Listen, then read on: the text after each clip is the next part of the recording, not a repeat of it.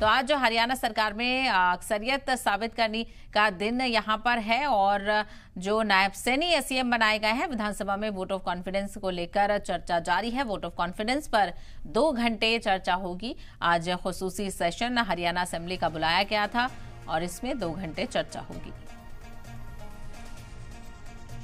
अध्यक्ष महोदय, मैं प्रस्ताव करता हूं कि यह सदन मंत्रिपरिषद में अपना विश्वास व्यक्त करता है।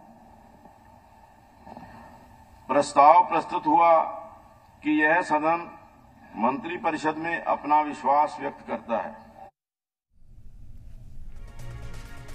तो आपने देखा यहाँ पर विश्वास मत पेश किया जा रहा है, इस पर चर्चा हो रही है। ज्यादा जानकारी हासिल करते हैं हमारे नुमाइंदे विनोद लांबा इस वक्त हमारे साथ जुड़ गए हैं।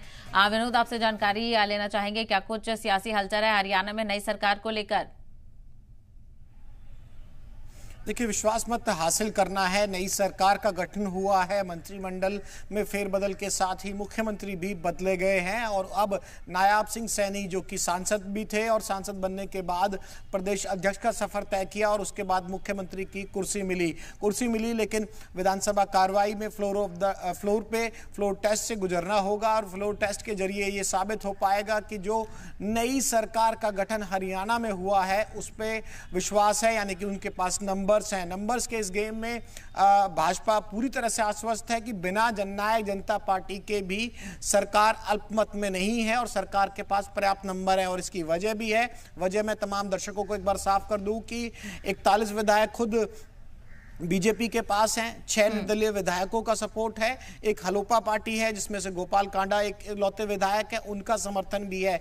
तो ये आंकड़ा 48 हो जाता है। फ्लोर टेस्ट पास करने के लिए, बहुमत साबित करने के लिए नंबर की जरूरत है 46 लेकिन 48 है। और ऐसे में अब जेजेपी के विधायकों का अनुपस्थित होने का जो व्हिप है उसके बावजूद भी इस फ्लोर पे जाना, यानी कि फ्लोर टेस्ट से, लेकिन जब फ्लोर टेस्ट के लिए अब विश्वास प्रस्ताव रखा गया नेता सदन की तरफ से, यानी कि नायब सिंह सैनी की तरफ से, उस समय बाहर निकल गए 5 विधायक जो उपस्थित थे और उसके अलावा बलराज कुंडू जो कि निर्दलीय विधायक हैं वो भी बाहर चले गए सदन से। तो संख्या भी कम हो जाएगी और ऐसे में 40 का ही आंकड़ा रह जाएगा। लेकिन ओवरऑल ये महत्वपूर्ण है कि निर्दलीय विधायक अपनी जो भी सरकार के साथ रहने का दावा कर रहे थे लगातार, वो इस विश्वास प्रस्ताव में वोटिंग करते वक्त भी सरकार के पक्ष में, यानी कि बीजेपी के जो मुख्यमंत्री बने हैं नए, उनके पक्ष में वोट करें।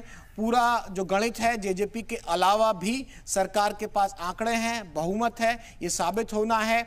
यहाँ विपक्ष की तरफ से मांग रखी गई कि इस पे चर्चा होनी चाहिए, सिर्फ वोटिंग नहीं होनी चाहिए। तो विधानसभा स्पीकर, विधानसभा अध्यक्ष ज्ञानचंद गुप्ता ने सत्ता पक्ष को 1 घंटे का टाइम दिया, विपक्ष को 1 घंटे का टाइम दिया और दोनों ही साइड के जो विधायक हैं वो बारी बारी से बोल रहे हैं। विपक्ष की तरफ से तीखा प्रहार किया जा रहा है कि मुख्यमंत्री का चेहरा बदलना, जो सरकार बनी थी उसमें विश्वास नहीं था, जेजेपी के बना अब भी विश्वास नहीं है। लेकिन सिर्फ कहने से काम नहीं चलेगा। आज सीधा का सीधा अंक गणित है, ये साबित करेगा कि भाजपा के पास जननायक जनता पार्टी को छोड़ने के बाद भी, गठबंधन से जननायक जनता पार्टी के बाहर जेजेपी से अलग होने के बाद भी पूरा मजबूत दावेदारी यहाँ पर बीजेपी के पास है और बस उसे फ्लोर टेस्ट में पास होने की कवायद ही करनी है। विनोद, तफसील के लिए आपका बेहद शुक्रिया।